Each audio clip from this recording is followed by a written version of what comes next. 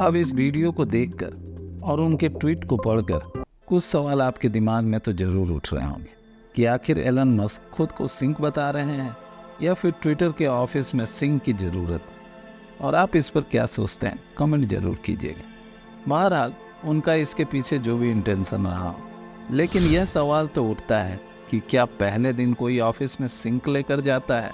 ऐसे मोमेंट के लिए तो लोग ग्रैंड पार्टी रखते हैं या वेलकम सेरेमनी रखते हैं।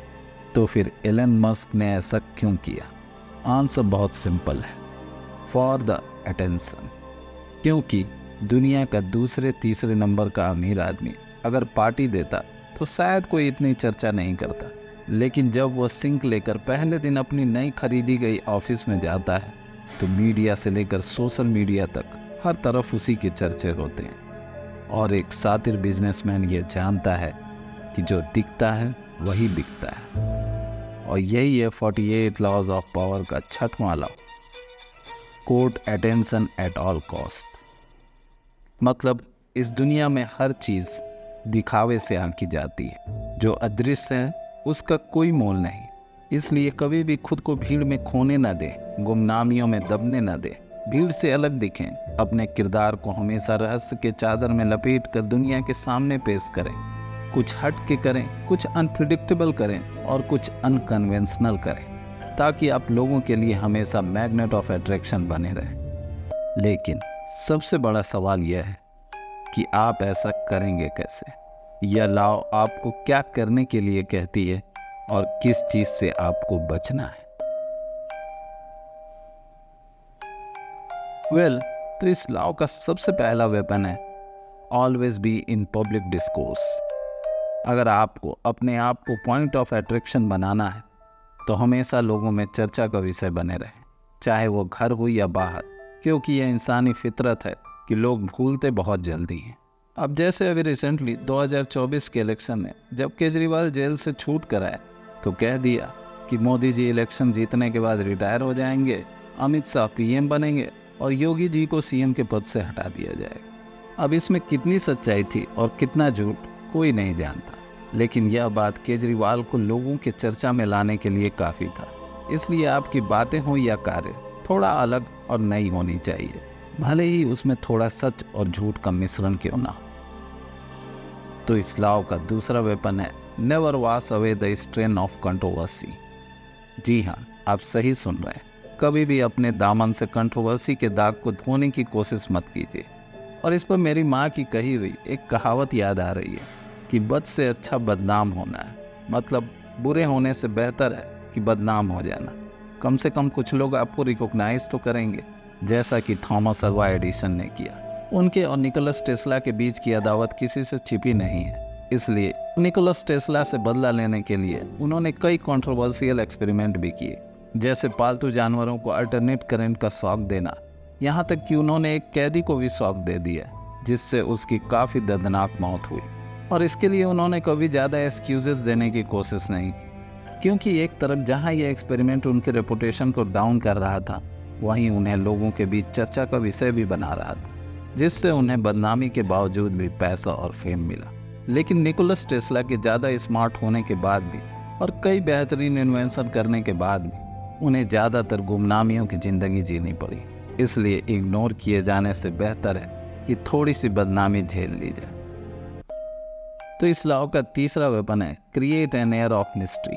यह इंसान की फितरत है कि हमें सामने दिखने वाली चीज़ उतनी अट्रैक्टिव नहीं लगती जितनी कि वह चीज़ जो पर्दे के पीछे है।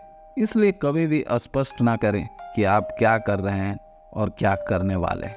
अपने सारे पत्ते न दिखाएं, क्योंकि आपका रहस्य दूसरों में बेचैनी पैदा करता है।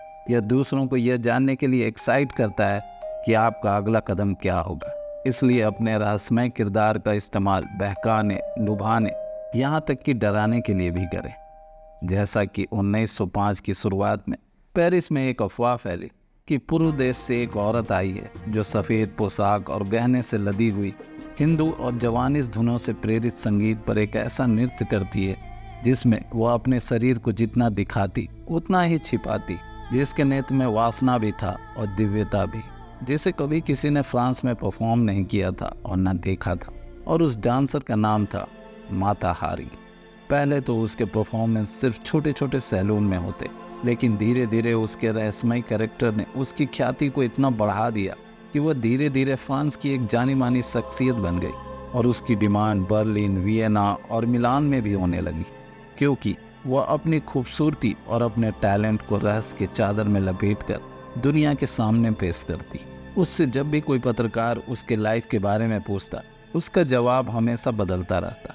कभी वह अपने को डच ओरिजिन का बताती, जिसकी परवरिश जावा आइलैंड में हुई थी और उसने इंडिया में रहकर हिंदू डांस सीखे थे, तो कभी वो बताती कि वह इंडिया में पली बड़ी है और उसकी दादी जवानिस राजकुमारी की बेटी थी, जिसके कारण वो हमेशा लोगों के बीच चर्चा का विषय बनी रहती।